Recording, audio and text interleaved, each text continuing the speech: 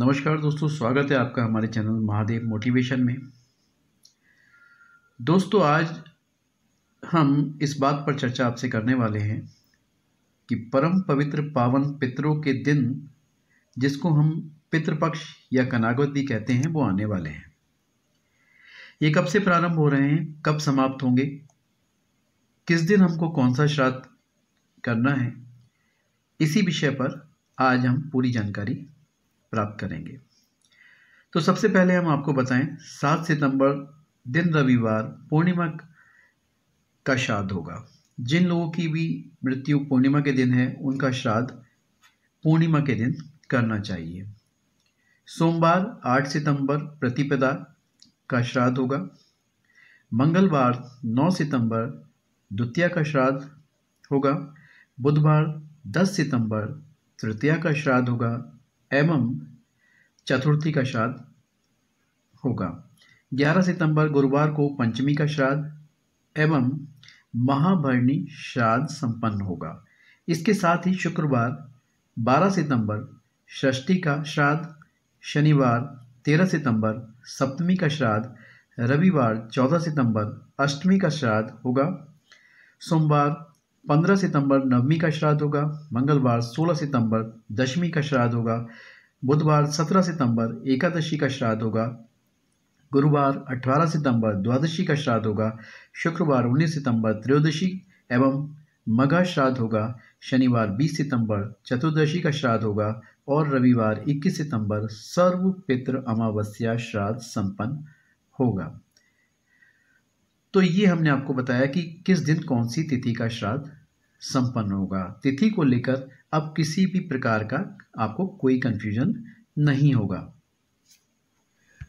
आइए अब जानते हैं पितृपक्ष के महत्व और श्राद्ध विधि के बारे में। देखिए दोस्तों, पितृपक्ष हर साल भाद्रपद महीने के शुक्ल पक्ष की पूर्णिमा तिथि से शुरू होता है और अश्विन महीने की अमावस्या को समाप्त होता है। पितृपक्ष, जैसा कि मैंने पहले भी आपको बताया, इस बार 7 सितंबर यानी कल से शुरू हो रहा है और 21 सितंबर को ही समाप्त होगा। पितृपक्ष में पूर्वजों या पितरों की आत्मा की शांति के लिए श्राद्ध कर्म, तर्पण और पिंडदान किए जाते हैं। मान्यता यह है कि इस समय पितरों को तर्पण करने से या श्राद्ध करने से व्यक्ति को सुख, समृद्धि, खुशहाली और शांति प्राप्त होती है।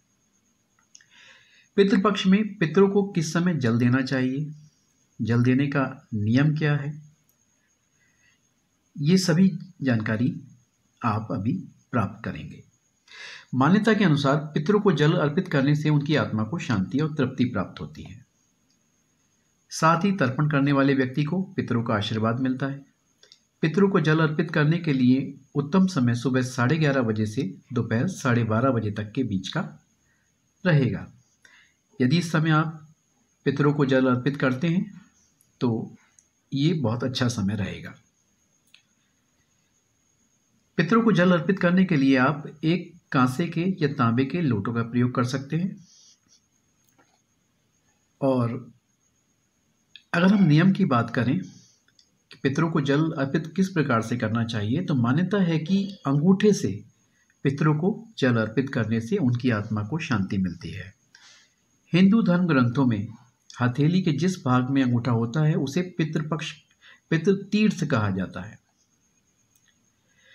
तर्पण करने के लिए हाथ में सामग्री को लेकर दक्षिण दिशा की ओर मुख करके बैठना होता है। हाथ में जल, कुश, पुष्प, अक्षत और काले तिल लेकर के दोनों हाथों को जोड़कर पितरों का स्मरण करना चाहिए। पितरों को आमंत्रित करने के बाद जल ग्रहण करने के लिए प्रार्थना करनी चाहिए। इसके बाद 5, 7 या 11 बार आप अपनी अंजलि से धरती पर जल अर्पित कर देते हैं।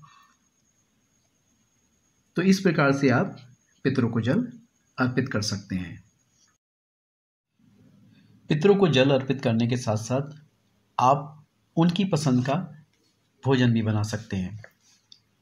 जिनका भी श्राद्ध आप कर रहे हैं, उनको खाने में क्या पसंद था, भोजन में क्या पसंद था, वो पसंद की चीज़ें आप एक थाली में रख करके और पितरों से प्रार्थना करते हैं कि वो आएं और अन्न जल ग्रहण करें। इसके बाद आप तर्पण कर देते हैं।